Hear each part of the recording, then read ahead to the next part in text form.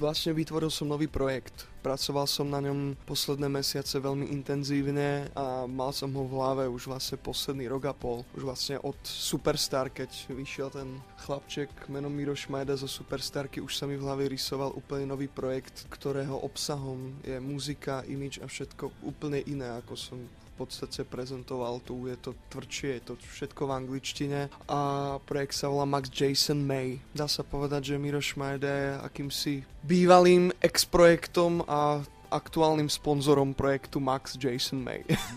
No, Eurovízia je v máji, tak May bude mať meniny, tak by to mohlo výjsť s nejakým dobrým umiestnením. Presne tak, ja tomu maximálne verím a som presvedčený o tom, že projekt, ktorý by mal byť úspešný na Eurovízii, musí byť absolútne neslovenský a kľudne aj absolútne nepochopený na Slovensku. Pretože Slovensko je veľmi špecifický trh v tom, že umelci, ktorí sú tu úspešní, by si v zahraničí ani neprdli a umelci, ktorí sú svetovo známi, si zase neprdnú na slovenskom trhu. V podstate som si vybral tú cestu, že som pripravený na to, že na Slovensku tá cesta skutočne nebude vôbec jednoduchá. Skutočne sa chcem zamerať na to zahraničie. Keď niekto vyhrá Eurovíziu, tak potom ju na ďalší rok môže organizovať.